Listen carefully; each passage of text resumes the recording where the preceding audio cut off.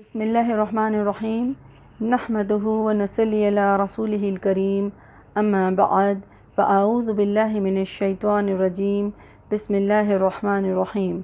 رب اشرح لی صدری ویسر لی امری واحلل عقدۃ من لسانی یفقہوا قولی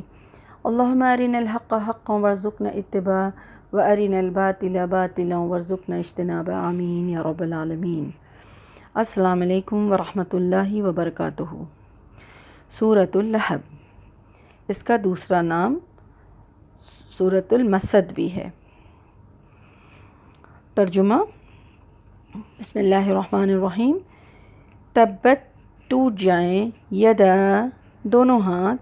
ابی لہب، ابو لہب کے، و تب، اور ہلاک ہو گیا، ماں، نہیں، اغنا، فائدہ دیا، عنہ، اس کو، مالہ، اس کے مال نے، وما، اور جو کچھ، کسب، اس نے کمایا، سیصلی، وہ ضرور داخل ہوگا، نارن، ایسی آگ میں، ذات اللہب، جو شعلوں والی ہے، وامرأتہ، اور اس کی بیوی بھی، حمالۃ الحطب، لکڑیاں ڈھونے والی ہے، فی جیدہا، اس کے گردن میں، حبل، رسی ہوگی، من مسد، چھال کی بٹی ہوئی۔ اس کا سلیس ترجمہ ہے کہ ابو لہب کے دونوں ہاتھ ٹوٹ گئے اور وہ خود ہلاک ہو گیا، نہ تو اس کا مال اس کے کام آیا اور نہ اس کی کمائی، وہ عنقریب بھڑکنے والے آگ میں ہوگا، اور اس کی بیوی بھی جائے گی جو لکڑیاں ڈھونے والی ہے، اس کی گردن میں کھجور کی بٹی ہوئی رسی ہوگی۔ یہ سورت جو ہے وہ مکی ہے اور اس میں 1 رکوع اور 5 آیتیں ہیں۔ اس سورت کے شان نزول کے بارے میں یہ کہا جاتا ہے، شان نزول میں یہ بات آتی ہے کہ رسول اللہ صلی اللہ علیہ وسلم کو جب یہ حکم ہوا کہ آپ دعوت جو ہے لوگوں میں اب عام کریں، تو رسول اللہ صلی اللہ علیہ وسلم نے 2 کام کیے۔ ایک کام تو انہوں نے یہ کیا کہ اپنے قریبی رشتہ داروں کو جمع کیا، انہیں کھانا کھلایا، تمام بنو ہاشم جو ہیں وہ جمع تھے اس میں، اور آپ صلی اللہ علیہ وسلم نے دعوت ان کو پیش کرنی چاہی۔ جب کھانا کھلایا اور کھانا کھلانے کے بعد جب دعوت پیش کرنی چاہی تو فرسٹ اٹیمپٹ میں ان لوگوں نے بات نہیں سنی، بہت ہی شور گل مچا دیا، اور رسول اللہ صلی اللہ علیہ وسلم اپنی دعوت جو ہے وہ ان لوگوں کو دین کی، توحید کی دعوت جو ہے وہ نہیں دے سکے۔ تو کچھ دنوں کے بعد پھر سارے لوگ جو ہیں وہ چلے گئے اپنے اپنے گھر۔ پھر کچھ دنوں کے بعد رسول اللہ صلی اللہ علیہ وسلم نے علی رضی اللہ عنہ کو پھر سے کہا، یہ حکم دیا کہ پھر سے کھانے کا اہتمام کرو اور پھر سے سب کو بلاؤ اور ہم لوگ اس طرح سے ان کو دعوت دیں گے۔ تو آپ صلی اللہ علیہ وسلم نے اپنی دعوت پیش کی۔ پھر جب دوسری دعوت جو ہوئی تو اس میں کھانا وانا کھلانے کے بعد رسول اللہ صلی اللہ علیہ وسلم نے توحید کی دعوت ان لوگوں کو پیش کی۔ تو ابو لہب نے اس پر کہا کہ اچھا، میں تمہاری بات مان لیتا ہوں، اور اگر مان لوں تو مجھے کیا ملے گا، مطلب میرے لیے کیا ہوگا، کیا فضیلت ہے میری، مجھے کیا فضیلت ملے گی؟ تو رسول اللہ صلی اللہ علیہ وسلم نے کہا کہ کچھ نہیں، جو اہل ایمان کا درجہ ہوگا وہی آپ کا بھی ہوگا۔ تو اس پر ابو لہب نے کہا کہ تباً لک ھذا دین، اس نے کیا کہا کہ تباہ ہو جائے یہ دین، کیونکہ وہ بہت گھمنڈی تھا۔ تو اس نے کہا کہ تباہ ہو جائے یہ دین جس میں مجھے جو ہے باقی لوگوں پر کوئی فضیلت نہیں ملنے والی ہے، اور سارے لوگوں کے برابری میں مجھے کچھ ملنے والا ہے، تو مجھے ایسے دین کو نہیں ایکسیپٹ کرنا ہے، اور ہم جو ہے تمہاری بات کو نہیں مانیں گے۔ اور اس طرح سے پھر بات ختم ہو گئی۔ دوسری روایت جو آتی ہے وہ بخاری اور مسلم میں ہے،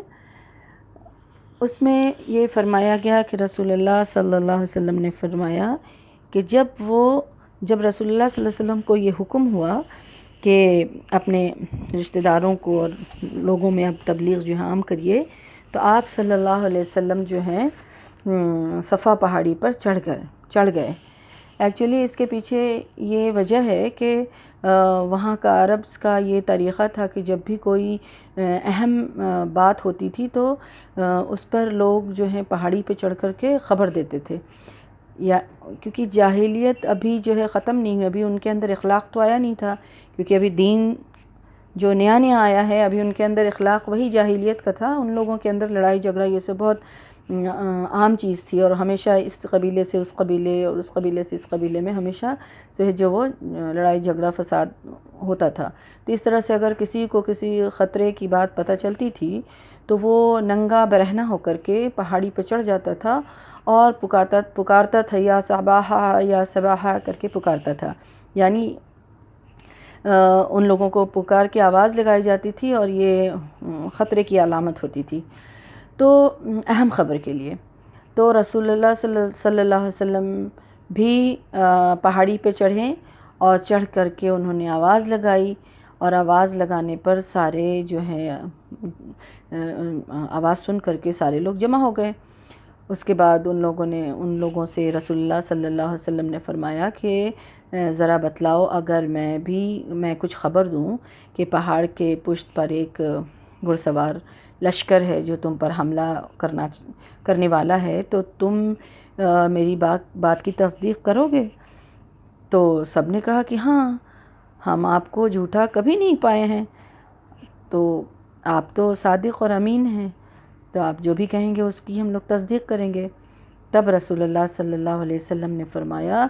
کہ ہم تمہیں ایک بہت بڑی خبر، مطلب بڑے عذاب کی خبر سنانے آئے ہیں اگر تم کفر اور شرک میں اسی طرح مبتلا رہو گے۔ تو یہ کہنا تھا کہ رسول اللہ صلی اللہ علیہ وسلم کی بات ابھی پوری بھی نہیں ہوئی کہ یہ سن کر ابو لہب جو ہے وہ ایک دم سے فوراً ہی بول پڑا کہ تب لک، تیرے لیے ہلاکت ہو، نعوذ باللہ، تو نے ہمیں اسی لیے جمع کیا تھا، جس پر اللہ نے یہ صورت نازل فرما دی۔ اب یہ پہاڑی پہ جو چڑھنے کی بات تھی، عربس کا طریقہ کیا تھا کہ وہ برہنہ اس چیز کا اعلان کرتے تھے، کسی بھی خطرے کا، تاکہ ایک تو دور دور لوگوں کو جہاں تک آواز جاتی تھی وہ لوگ سن لیتے تھے، اور ایک دم سے نمایاں ہو جاتے تھے نا برہنہ رہنے کی وجہ سے۔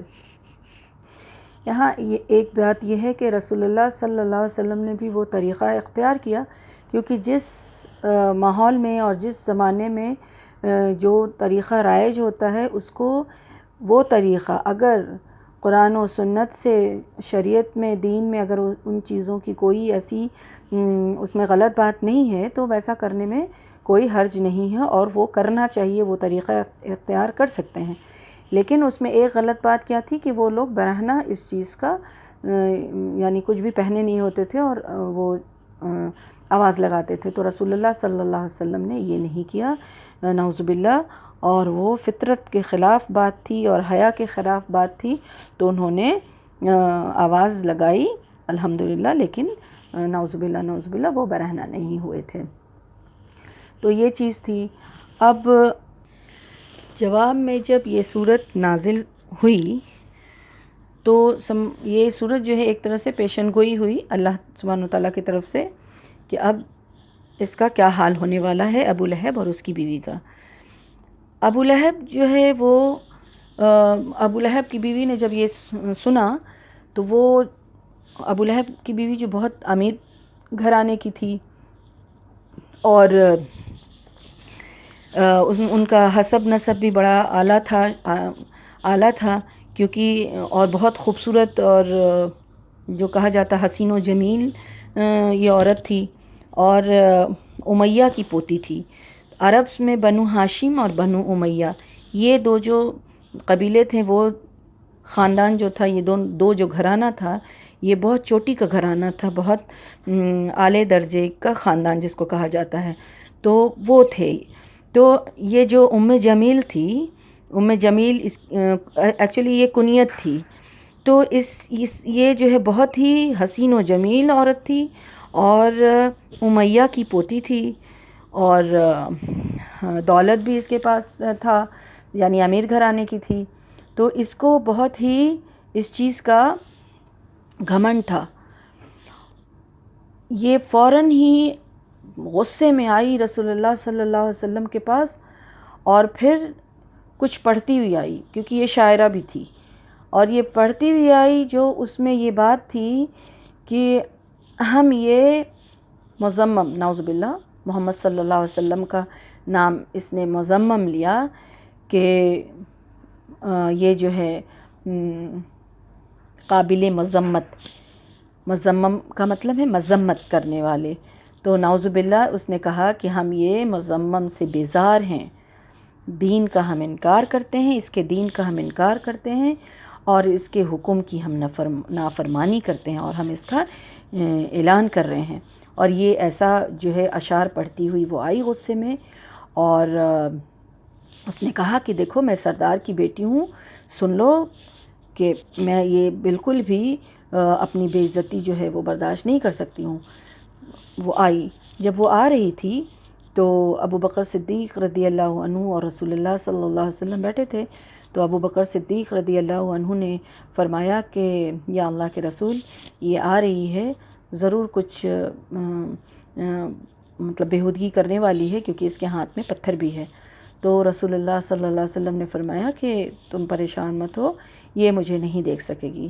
اللہ تعالیٰ کی وحی کے ذریعے اللہ سبحان اللہ رسول اللہ صلی اللہ علیہ وسلم کو حفاظت ملی، اور اس کے آنکھوں پہ پردہ اللہ کی طرف سے ایسا ہوا کہ وہ سچ مچ میں اس کو رسول اللہ صلی اللہ علیہ وسلم کو نہیں دیکھ سکی، اور وہ ابو بکر صدیق رضی اللہ عنہ سے اس نے پوچھا کہ کہاں ہیں، اور ہم نے سنا ہے کہ انہوں نے ہماری بے عزتی کی ہے، تو انہوں نے کہا کہ نہیں،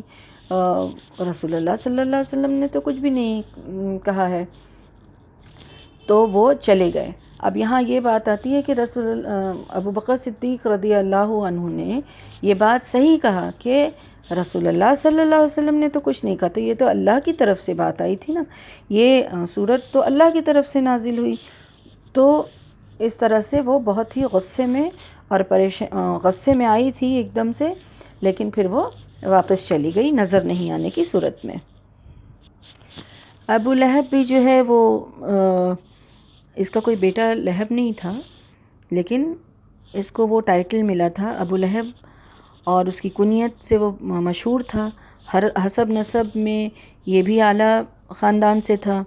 کیونکہ یہ ہاشم کا پوتا تھا، تو ابو لہب ہاشم کا پوتا، اور ام جمیل جو تھیں وہ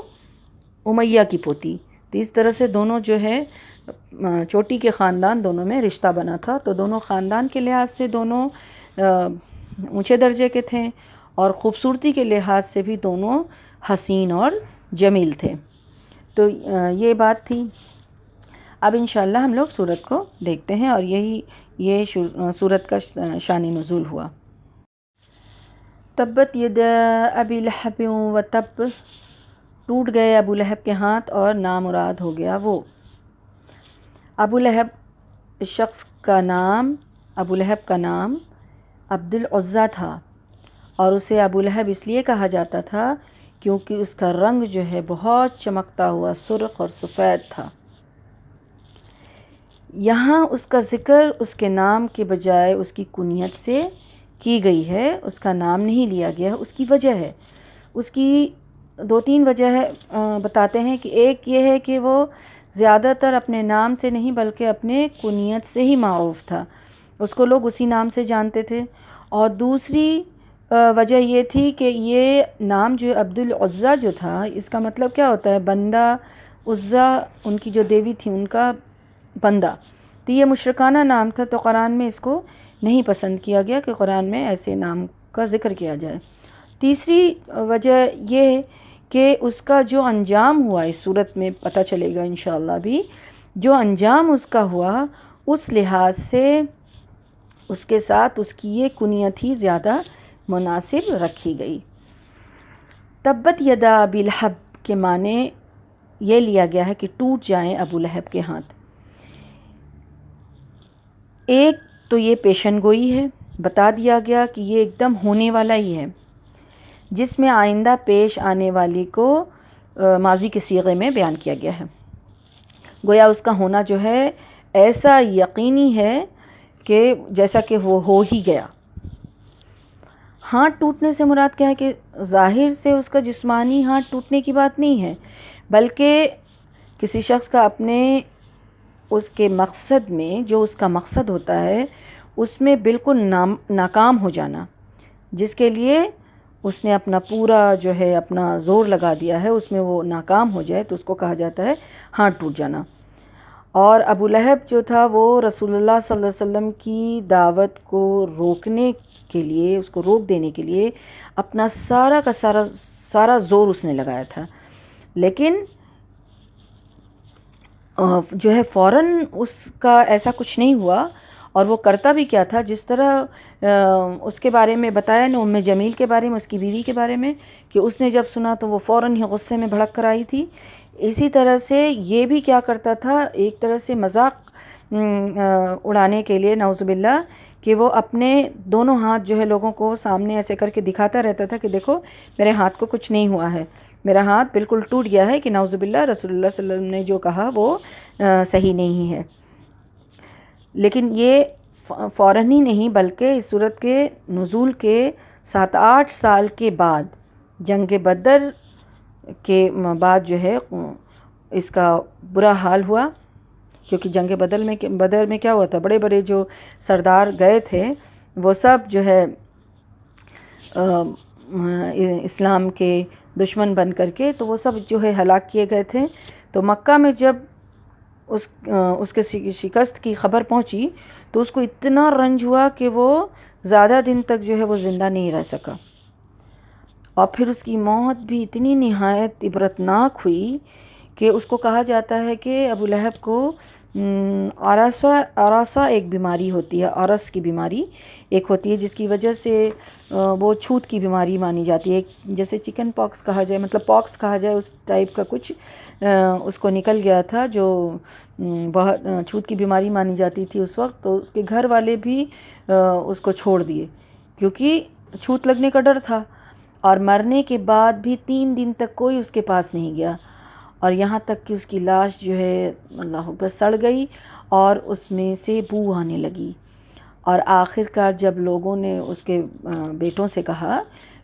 تانا دینے لگے لوگ، یہ کیا تم لوگ اپنے باپ کو اس طرح سے چھوڑ دیے ہو، تو اس روایت میں آتا ہے کہ انہوں نے کچھ حبشیوں کو بلایا، اس کو اجرت دے کے، اس کو کچھ پیسے ویسے دے کر کے، اور لاش کو اٹھوائی، تو انہی لوگوں نے اس کو دفن کیا۔ اور دوسری روایت میں آتا ہے کہ ایک گڈھا کو کھودا گیا اور اس میں لکڑی کے سہارے، کیونکہ کوئی بھی اس کو چھونا بھی نہیں پسند کیا، اور اس کے وہ لکڑی کے سہارے سے اس کو ٹھیل ٹھہر کر گڈھے میں اس کی لاش کو پھینک دیا گیا، اور اوپر سے مٹی پتھر کو ڈال کے اس کو کور کر دیا گیا۔ تو اس طرح سے اس کی مطلب ہار جو ہے اتنی گندے طریقے سے ہوئی، اور پھر ایک بہت مطلب اس نے جس چیز کے لیے، اور دوسری ایک ہار اس کی جو ہوئی وہ یہ ہوئی کہ جس چیز کے لیے اس نے سب کچھ لگا دیا، جس مخالفت کے لیے، رسول اللہ صلی اللہ علیہ وسلم کی دشمنی کے لیے، جس دین کو ختم کرنے کے لیے اس نے سب کچھ لگا دیا، اسی دین کو اس کی اولاد نے قبول کر لیا، سبحان اللہ۔ تو سب سے پہلے اس کی بیٹی ہجرت کر کے مکہ سے مدینہ پہنچی، اور پھر اسلام لائیں، پھر فتح مکہ کے موقع پر اس کے دونوں بیٹے عتبہ اور عتیبہ حضرت عباس رضی اللہ عنہ کی وساعت سے حضور صلی اللہ علیہ وسلم کے سامنے پیش ہوئے، اور ایمان لا کر انہوں نے آپ کے دست مبارک پر انہوں نے بیعت بھی لی۔ تو اس طرح سے اس کی ہار ہر طریقے سے ہوئی۔ اب اس کے بعد یہ بات فرمائی جا رہی ہے کہ ما اغنى عنہ مالہ وما کسب، اس کا مال اور جو کچھ اس نے کمایا وہ اس کے کام نہ آیا۔ مال اور جو کچھ بھی اس نے کمایا، یہ بہت مالدار بھی تھا، یہ بتایا کہ یہ بہت مالدار تھا اور بخیل بھی تھا، اور یہ جو ہے لیکن اس نے ساری جو ہے اپنی صلاحیت اور مال لگانے کی کہاں یہ کی تھی کہ رسول اللہ صلی اللہ علیہ وسلم کی مخالفت میں، ما کسب، کسب کہا جاتا ہے کمائی کو، یعنی اپنے مال سے جو بھی منافع اس نے حاصل کیا وہ اس کا کسب تھا، اس کی کمائی تھی۔ یا پھر اولاد کو بھی کسب کہا جاتا ہے، کیونکہ رسول اللہ صلی اللہ علیہ وسلم نے فرمایا ہے کہ آدمی کی اولاد جو ہے اس کا کسب ہے، آدمی کا بیٹا اس کا کسب ہے، اس کی کمائی ہے۔ تو یہ دونوں ہی معنی جو ہے ابو لہب کے انجام سے مناسبت رکھتی ہے، کیونکہ جب وہ عرصہ کے مرض میں مبتلا ہوا تو اس کا مال بھی اس کے کسی کام نہیں آیا، اور اس کی اولاد بھی اسے بے کسی کی موت مرنے کے لیے چھوڑ دیا۔ یعنی اس کو بیماری ہی ایسی تھی کہ مال بھی کام نہیں آیا، کا مطلب کہ اس مال سے اس کا کچھ نہ ہو سکا۔ موت سے تو کوئی کسی کو نہیں روک سکتا ہے، لیکن کم سے کم جب انسان بیمار ہوتا ہے تو اس کی تیمارداری اور اس کی خدمت اور یہ سب کچھ تو ہوتا ہے، لیکن اس کے مال اور اس کا اولاد جو اس کی کمائی تھی، دونوں میں سے کوئی بھی کام نہیں آیا۔ اولاد بھی اس کے پاس نہیں گئے اور مال بھی اس کا کوئی کام نہیں آیا، اور وہ جو ہے بہت ہی ذلت کی موت جو ہے اور تکلیف کی موت جو ہے اس نے دیکھی، اور اس کا جنازہ بھی عزت کے ساتھ نہیں اٹھایا گیا۔ تو اس طرح سے چند ہی سال کے بعد یہ پیشن گوئی جو رسول اللہ صلی اللہ علیہ وسلم کے ذریعے سے ملی تھی یہ پورا ہو گیا، اور لوگوں نے اس کا مشاہدہ کیا، لوگوں نے اس کو دیکھا۔ اب یہ دیکھنا، اب یہاں سے دو تین باتیں جو ہے وہ ہم لوگوں کو دیکھنا یہ ہے کہ پہلی چیز یہ کہ پیسے کا گھمنڈ، یہ بہت ہی گھمنڈی تھا۔ دوسری چیز اس کا حسب نسب بہت اعلیٰ تھا، لیکن اس کا کوئی فائدہ نہیں ہوا۔ یہ حسین اور جمیل تھا، لیکن یہ اخلاقی طور پر چونکہ یہ بدترین اخلاق کا تھا، تو یہ چیز بھی یہ خوبصورتی بھی اس کے کام نہیں آئی، اور اس کا مال اور اس کی اولاد کچھ بھی کام نہیں آیا، کیونکہ یہ رسول اللہ صلی اللہ علیہ وسلم کا مخالفت کرنے والا تھا۔ یہ خود اپنا چچا اور ہو کر کے بھی رسول اللہ صلی اللہ علیہ وسلم کی مخالفت کرتا تھا۔ اب حدیث میں کیا آتا ہے کہ میرا مال میرا مال، اس کا مال تو وہ ہے جو اس نے کھایا اور پہنا، اس کے بعد جو مال ہو رہتا ہے وہ وارث کا ہو جاتا ہے۔ تو انسان کا مال کیا ہے؟ جو اس نے کھایا اور پہنا، اس کے بعد تو اس کا مال جو ہے اس کے وارث کا ہو جاتا ہے۔ تو مال جو ہے مومن کیسا ہونا چاہیے؟ مومن جو ہے وہ کبھی بھی غافل نہیں ہو سکتا ہے، اس کو تو فکر رہے گی اپنے آخرت کی، اور اس کو دیکھنا ہے کہ وہ مال کہاں سے کما رہا ہے اور مال کہاں خرچ کر رہا ہے۔ سوچنا کیا ہے کہ مال کہاں سے آ رہا ہے اور کہاں خرچ کیا جا رہا ہے۔ کسب جو ہے، کمائی جو تھی، اس کی اولاد، وہ اس پر بھی اس کو فخر تھا، مال پہ بھی فخر تھا اور اولاد پہ بھی فخر تھا، لیکن وہ دونوں چیز جو ہے اس کے کام نہیں آئی، اور ہلاک اس کو کر دیا۔ اس کی وجہ یہ ہے کہ اس نے اللہ اور اس کے رسول کے مخالفت میں اپنا سب کچھ لگایا، تو اللہ سبحانہ وتعالیٰ نے اس کو ہلاک کر دیا۔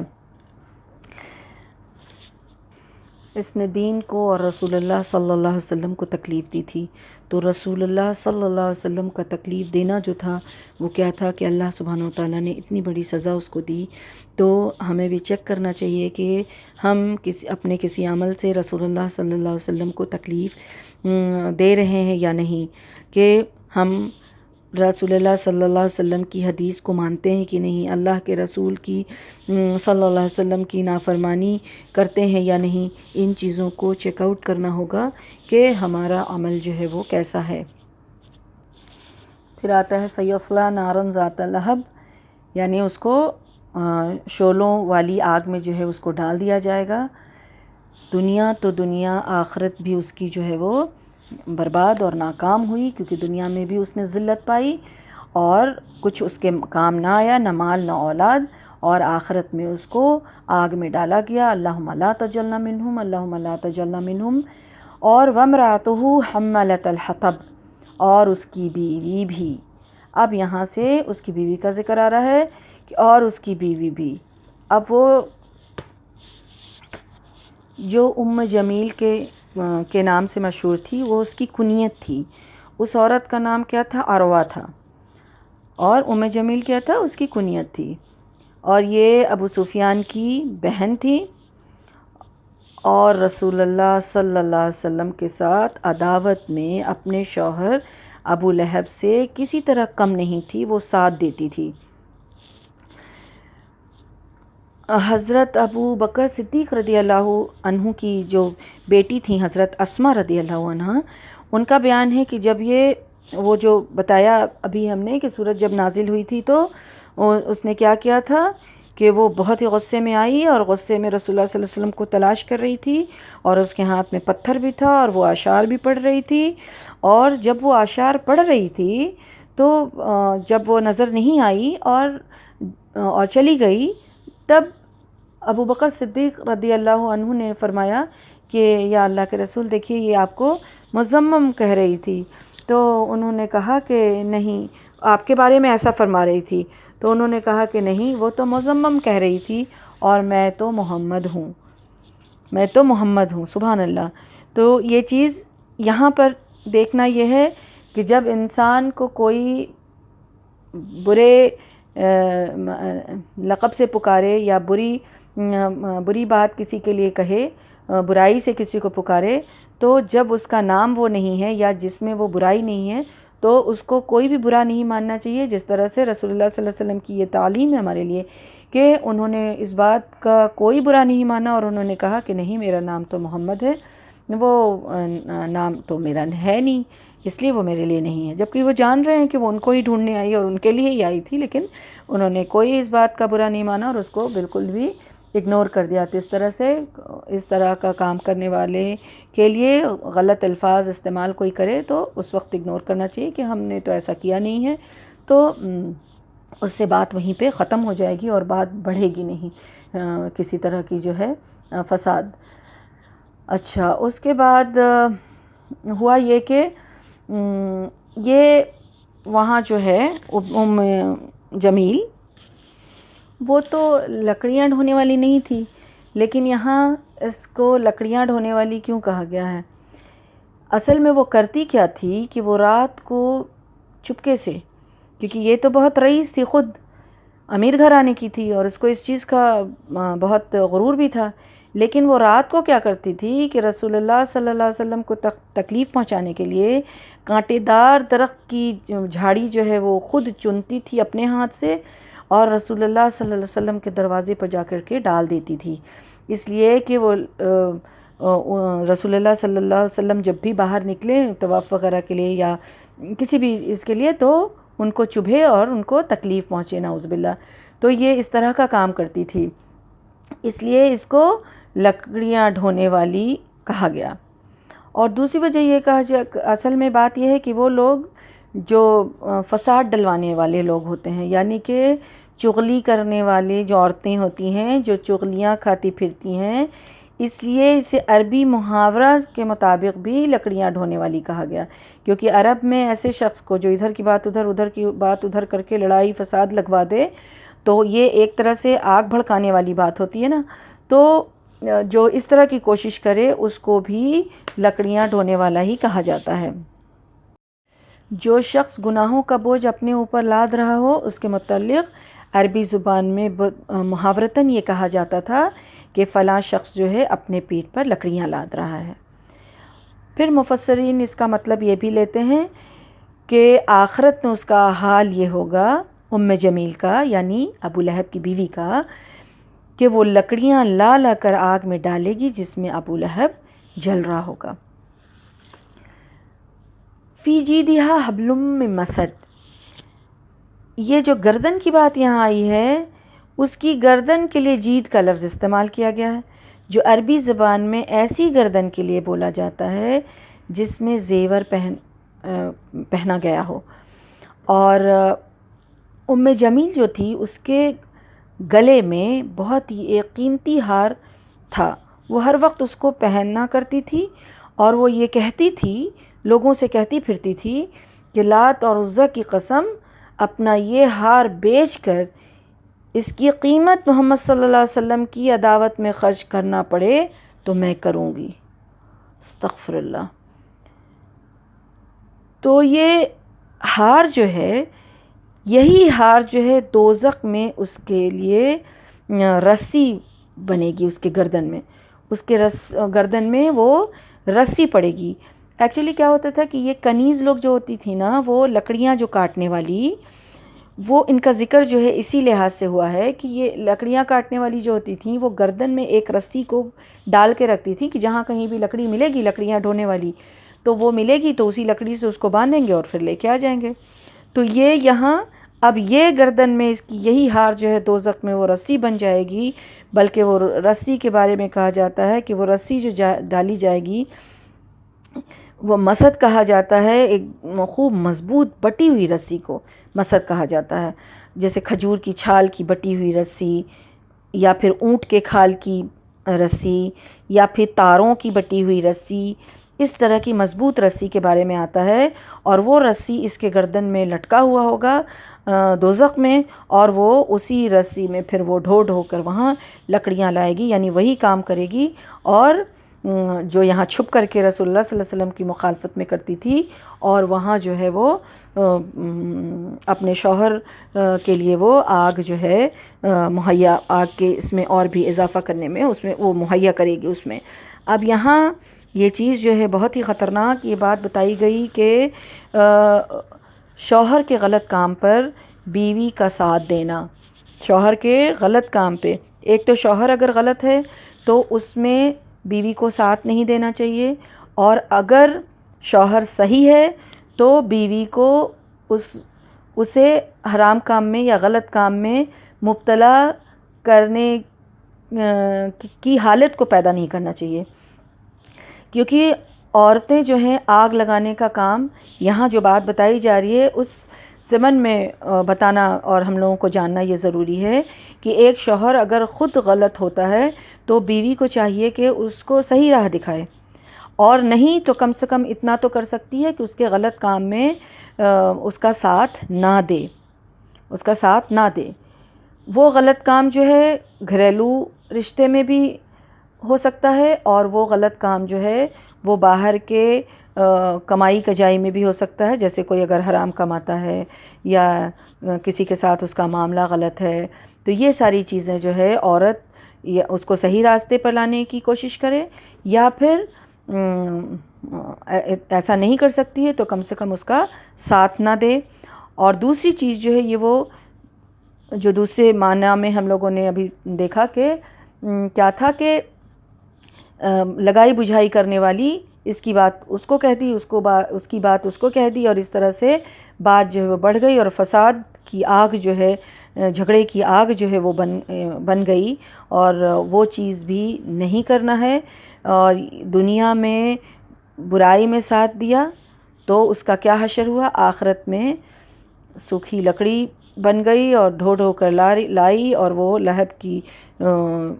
جو آگ میں اس کے بھڑکانے کے کام میں اس کو لگایا گیا، تو یہ بہت ہی بڑا عذاب ہے۔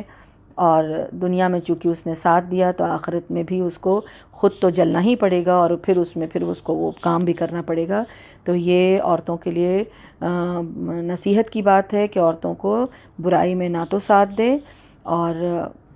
اس کو سدھارنے کی بھی کوشش کرے، اور خود بھی اخلاقی طور پر بھی جو ادھر کی بات ادھر کرنی ہوتی ہے وہ بھی جو ہے نہ کرے، اور گناہوں کا بوجھ جو ہے اپنے پیٹھ پر نہ لا دے، اور بہت پوری کوشش کرے ان چیزوں سے بچنے کی۔ یہ حرام کام ہے، اور جو مومنہ ہوتی ہیں ان کا اس طرح کا عمل نہیں ہونا چاہیے، اور اللہ سبحانہ وتعالیٰ جو ہے اس کے اس حرام کام سے اللہ تعالیٰ ناراض ہوئے، اور اسی وقت جو ہے وہ ان دونوں میاں بیوی کے لیے یہ فیصلہ ہوا، کیونکہ بہت کم بلکہ یہ پہلا شخص ہے جس کا ذکر جو ہے وہ قرآن میں ہوا، کیونکہ وہ خاندان کا شخص ہوتے ہوئے بھی اس نے کسی چیز کا لحاظ نہیں رکھا اور ہر طرح کی دشمنی کی۔ تو میاں اور بیوی، شوہر اور بیوی دونوں ہی جو ہے غلط طریقے پر تھے اور ایک دوسرے کا ساتھ دیتے تھے، اس لیے دونوں جو ہے دوزخ میں جانے والے بنے، اور دنیا میں ہی ان کو دوزخ میں جانے کی خبر دے دی گئی، اور دنیا میں بھی ان کا برا حشر ہوا، اور آخرت میں بھی وہ برے انجام کو دیکھنے والے بنے۔ تو اللہ سبحانہ و تعالیٰ سے دعا ہے کہ اللہ سبحانہ و تعالیٰ ہم سب کو ان برائیوں سے بچا کے رکھے، اور پڑھنے اور سننے اور جاننے کے سے زیادہ اللہ سبحانہ و تعالیٰ ہم سب کو عمل کرنے کی توفیق عطا فرمائے۔ اور اس کے ساتھ ہی ہم ختم کرتے ہیں بات کو اپنے، وما علینا الا البلاغ۔ السلام علیکم ورحمۃ اللہ وبرکاتہ۔ سبحانک اللہم وبحمدک اشہد ان لا الہ الا انت استغفرک واتوب الیک۔